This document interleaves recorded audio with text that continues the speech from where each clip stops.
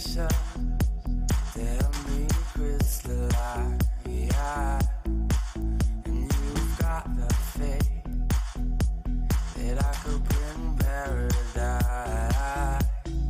I'll forgive and forget before I'm paralyzed.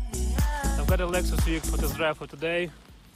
That's the color I've got, quite fit to the weather what we have right now. That's how it looks. I actually very like the look of this car. The only thing I don't like is those black pieces. Each goes with each and every color. So if you get a white, you have a black kind of trim on your arch. So that's what I not really like, and I think it has to be in the color of the body. But that's only my suggestion. Other than that, the design of this car is amazing, especially this backlight is super beautiful. What's the only thing is bad in this car, what I consider bad. So the lawn is, this car is 4 meters 50 centimeters long almost, and it is around 5 centimeters longer than BMW X1 somehow, but X1 is way more roomy inside, in the front seat, in the back seat, and in the luggage tank. Check it out, this luggage tank, that's quite disappointing.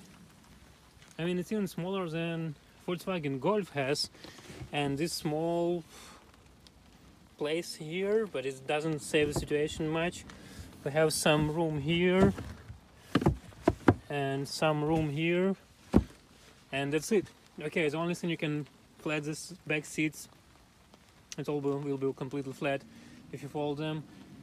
That would save some situation, but distance from here to the top would not, I mean, you probably would fit a washing machine or something like this, but not something wider. For 40,000 euro you would not get a button to close your boot, so you have to do it manually. And what is more pity is the door size. So the door is quite big, but the entrance is rather small. Check it out, the quality of the doors. The quality is pretty nice and decent. The quality of plastic, this plastic is not that soft, but it's still okay. This is kind of leather. Door handle is quality enough. There's not that room inside. Let me check it out. I'm 1 meter 8 centimeters tall, and I have no space for my knees. I have some space for my head, and other than that, that's it. What about it's an armrest here with the cup holders. Some place to store some stuff here, but not on the front seat. Air vents and USB chargers here. Let's check it out the front seat. So here we got a nicer plastic than on the back. It's more softer. Here this kind of leather is soft as well. Door handle is good. This plastic looks okay-ish. Again, for 40k you don't get electric seats. It's a manually adjustable. Interior I like the most, because it's better than BMW because of the quality of materials you have. The steering column is nice leather. All this plastic looks nice, looks good, and feels as well good. Those buttons feels like a plastic, but it's still okay. It looks good.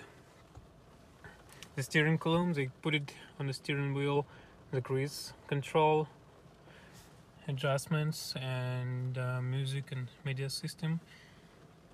The position is nice. The leather of the seats is super soft, not as super soft, but quite soft to be resistant enough. Everything you touch is nice as well. There is no volume adjustment for your music right here, as the Lexus usually has.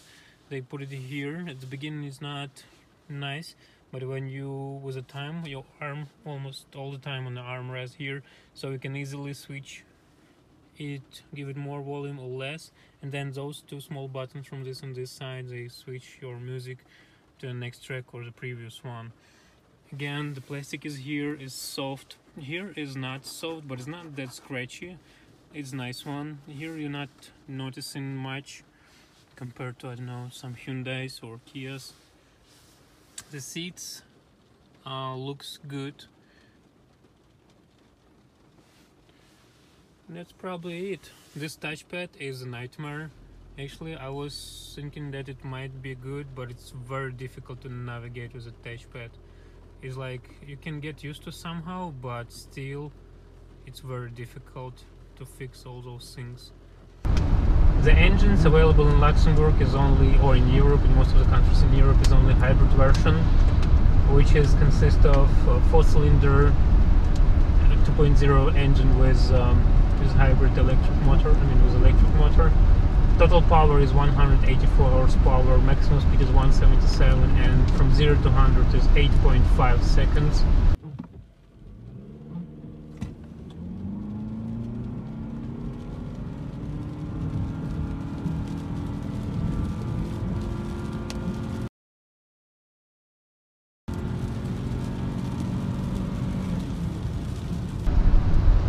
And the fuel economy is around 6 liters, 6.5 in average day-to-day driving. Of course in the city, because it's a hybrid, in the city will average less, and in the highway, on high speed you will average more, around 7 liters if you do not go extremely fast. So from this perspective, this car quite economical. If you're talking about the prices, so for hybrid version the prices start just a little bit over than 34,000 euro, but the car is in basic version with a basic alloy rims, basic colors. So if you go for metallic color with more wheels, with some leather seats like this version, some blind spot monitoring system, charger, wireless charger for phone, that's what cost you around 40,000 euro and more. Top ranges as F Sport with all-wheel drive would be more than 46,000 euro. I consider this version is optimal for 40k, even though it's so 6 more K expensive than the base version. But you have a comfortable leather seats, wireless charger, nice design, nice rims, so more or less everything you need. What about impression when I first get to the car? So the first impression was so-so, because the engine was cold and it was making noise while it was heating up, and it was shaking, and I was like, okay, that's really luxury SUV. And after I couldn't get a steering column close enough to myself. For this price the seats are manually adjustable, so it was kind of difficult to adjust the seat right away as you want to. It takes me a few minutes to find, maybe probably more than 10 minutes to find a good position for myself that I can feel comfortable. What is the bad things as well, that's the glass. I mean, the front windshield is very narrow, so when you lift yourself up, you pretty much cover all the view with this rear mirror.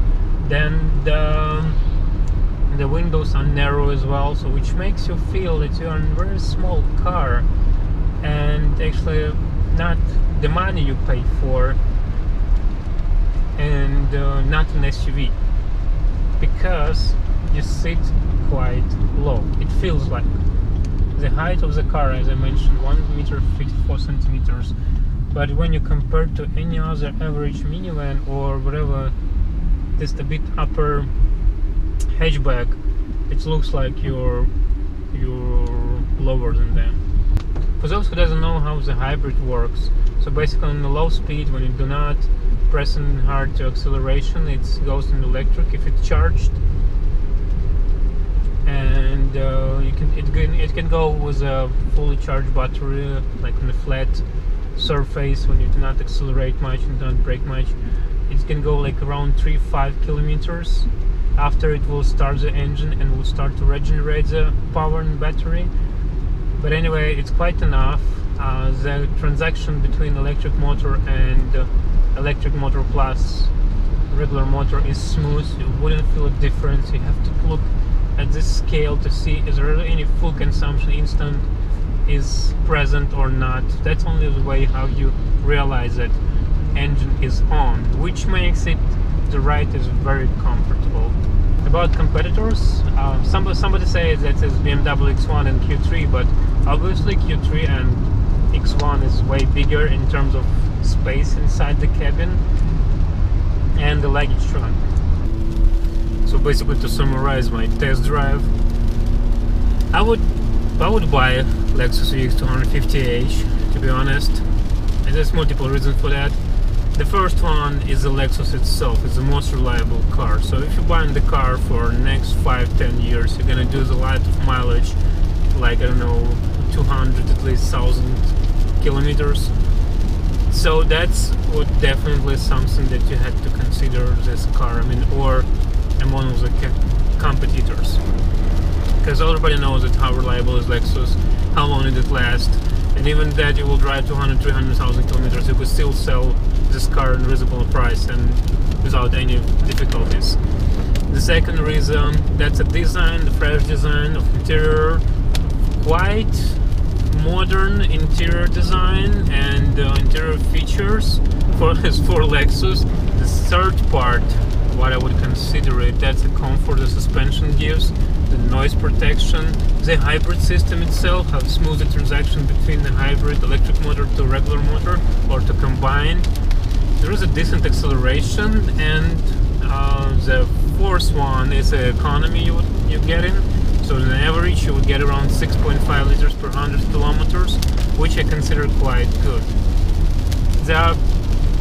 The minuses, of course, to not buy this car, that's if you need a bigger car to carry back passengers or more luggage, it obviously Audi Q3 or BMW X1, X2 even would be bigger and better for that, because they are designed to be kind of bigger, spacious, more inside. But other than that, I don't like the quality of the Audi Q3, even though from tech perspective it's brilliant car. It has those beautiful screens and super modern design, but the amount of cheap plastics there, even in the top trim, in top levels, when you pay a lot of money, like 40-50k, there is feeling of cheap plastic somewhere, like where you touch here or doors. I don't like it about Audi, actually. I like this part more in Lexus. All those trims and stuff, the stitches, I mean. And one more advantage, that's a hybrid actually. It has a lower air pollution in, right? So you would pay your taxes lower here in Europe. So that's one more advantage as well to consider this car. Stay in touch, likes, comments, would you buy this car or not? Appreciate it, and subscription as well. See you later.